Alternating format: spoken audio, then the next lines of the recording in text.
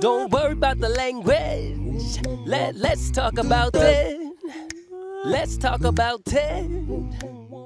You see me and him kind of engaging in similar types of material, but Mort and Mahin have a lot of different views as well, so I don't know where you were going with that. Yeah, no, just to show that, listen, that's the beauty of the podcast. I think a lot of times people don't know how to engage, right? And I think that's one of our responsibilities is showing folks how to engage. I was actually at go ahead.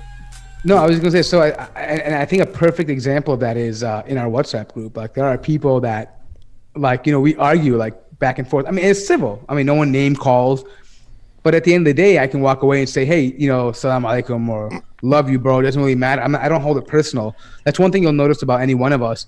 We can, like, be intensely battling about something, a topic, but I won't hold it against you. And I think anybody here will hold it against you. And I think people appreciate that authenticity. That's kind of gotten lost these days, where people can't say what they want because they're afraid of offending somebody and then not being able to talk with them civilly anymore.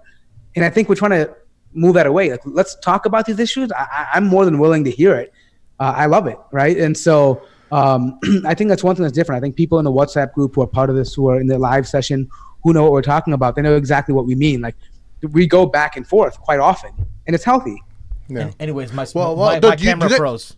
Do you guys ever feel like you're getting crushed by many of the friend circles that you're a part of? Do you ever feel like crush me? Lots of criticism. Meaning that for example, me recently with Daniel, you might have to answer to certain people that you guys are friends with, and I'll tell them, like, hey, I don't necessarily agree with every single thing Sim said, but that's why our team is the way it is. I'm usually the one saying something stupid. So I've had people, like, in another WhatsApp group, be like, hey, I don't like what you said. I said, sorry, dude. What do you want me to do? But then again, Sim and me had an interesting experience. A couple of weeks ago, we had a listener who actually listened to one of our episodes and actually came into the studio, and we talked about a lot of things that it wasn't necessarily complete criticism. It was just maybe he wanted to add some things, but he totally blew our mind. And it was like, and I remember Sim was like, hey, do we want to bring this guy in? Why can't we just call?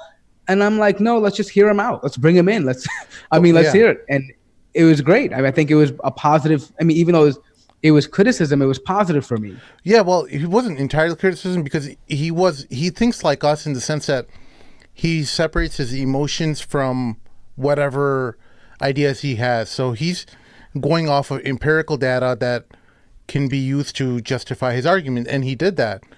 And he really built a great argument for his views. And this was regarding the whole Pakistan thing we were talking about. Pakistan, India, Kashmir issue. And, he just brought some really amazing knowledge, a lot of background related to how India views Kashmir, because, I want to ruin that podcast because we're going to have a show with him, inshallah. At least he said he'd think about it, right, Mort? So I'm hoping that we can save some of the dialogue regarding that. MuzzyBuzz.